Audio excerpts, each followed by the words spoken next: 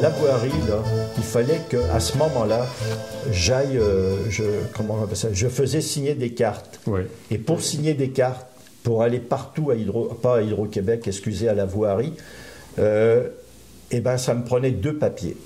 Ça me prenait, et je vais vous les montrer.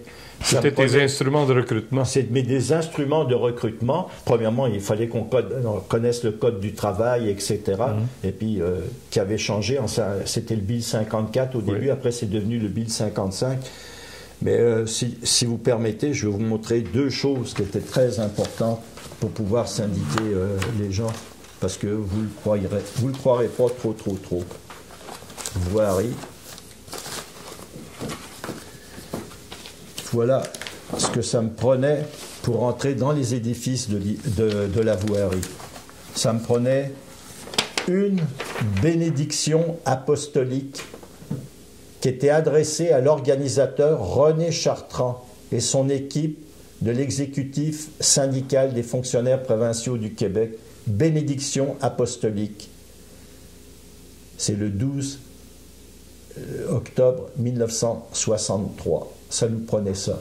Avec la photo du pape. Avec la photo du pape qu'on avait. Le pape Pie XII, qui est sous l'autorité du Saint-Père, Paul Dollard-Morin, le révérend père Paul Dollard-Morin, humblement prosterné aux pieds de votre sainteté, implore pour M. René Chartrand, qui était l'organisateur principal de son syndicat, de l'exécutif du syndicat des fonctionnaires provinciaux. René Chartrand, mais il était pour tous les syndicats. Pour l'ensemble, c'est ça.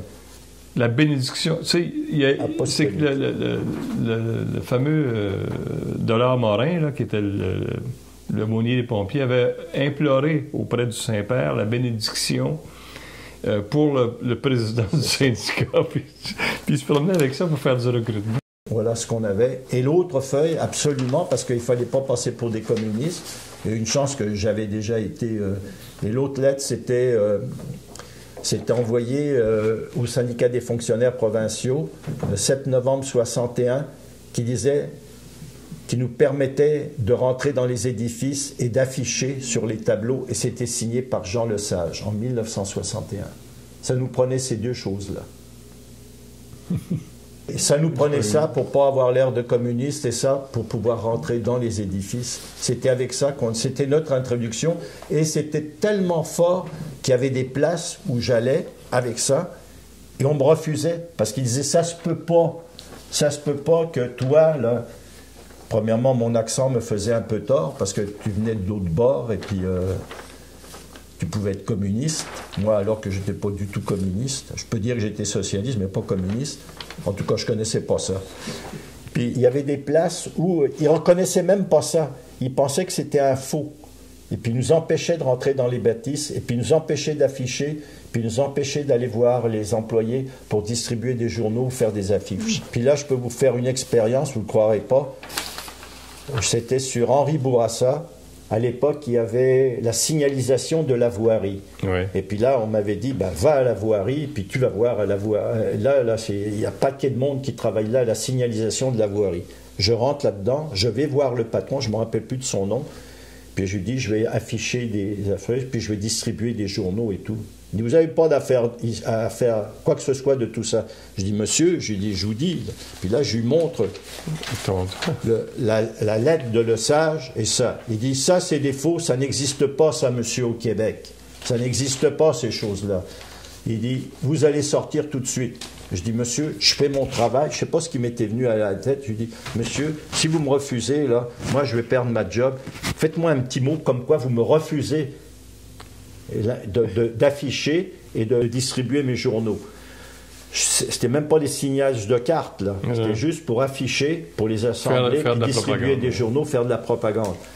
Le gars, le boss, il me dit, tu penses ça? Il dit à la secrétaire, elle écrit quelque chose, et puis il le signe. J'arrive à la CSN le lendemain et tout. Je lui dis, j'ai pas pu rentrer à la voirie, rien du tout. Il dit, oui, il dit, bah, tu vas voir. Il dit. Puis là, tout le monde était content que j'avais fait ce papier-là. Ben oui, le gars, c'était... Eh bien, le gars, il a été mis dehors. Ah oui?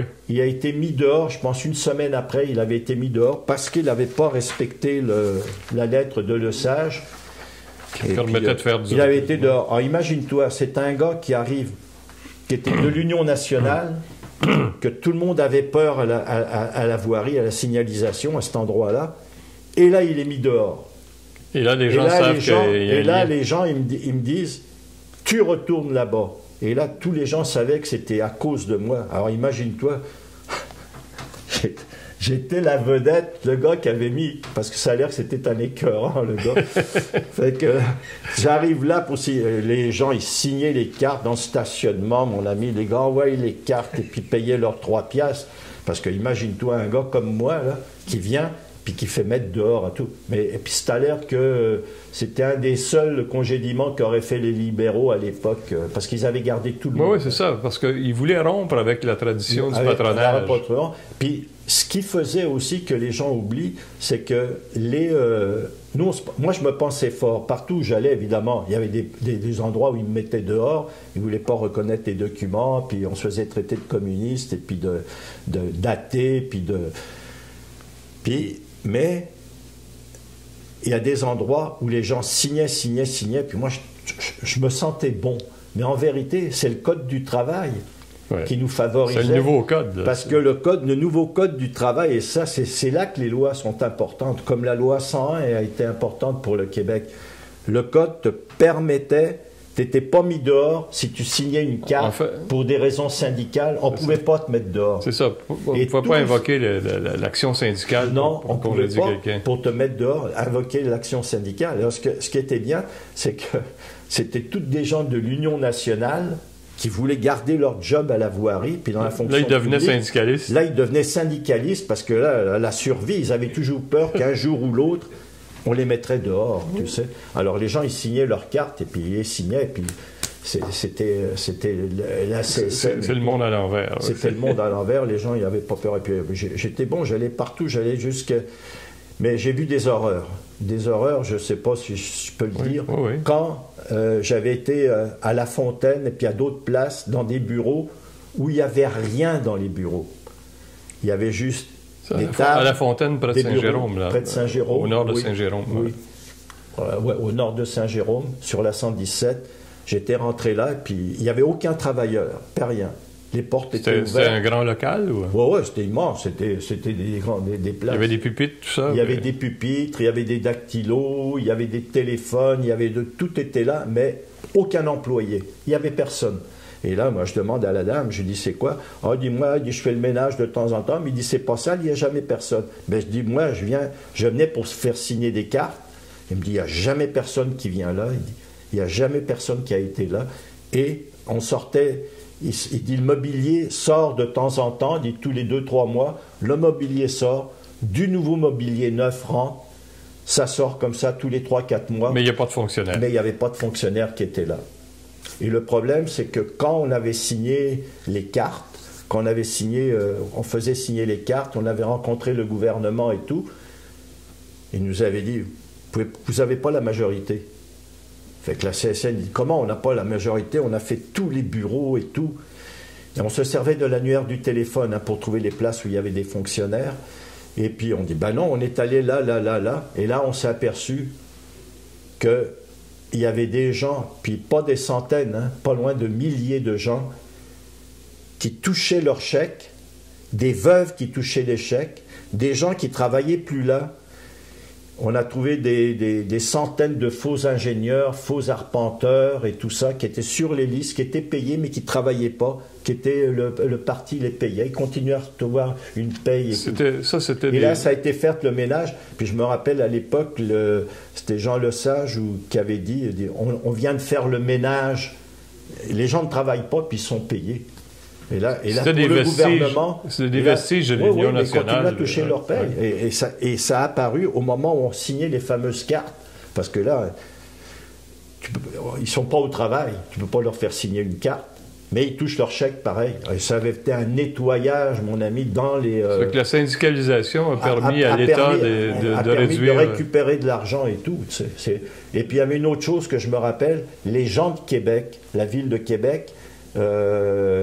c'était ceux qui voulaient qu'ils se syndiquent, c'est drôle, mais c'était les commerçants. les commerçants voulaient, je me rappelle, il y avait quelqu'un qui avait une chambre de commerce à Québec qui avait dit « C'est bon la syndicalisation parce que les gens vont être payés plus. En étant payés plus, ils vont fréquenter nos commerces. Ils vont fréquenter nos commerces et puis ça va être bon pour l'économie. » Les gens ne croient pas, mais c'est vrai, c'est ça. Ça avait été un ménage fameux. Et à ce moment-là, on a refait les listes. Et nous, on avait vous aviez une vraie majorité, là. Ah ben là, on avait la majorité. Oui. On avait quand tu élimines les faux fonctionnaires. On était 15 000. La majorité, c'était 15 000. On avait plus que la majorité. Et on avait... c'est ça.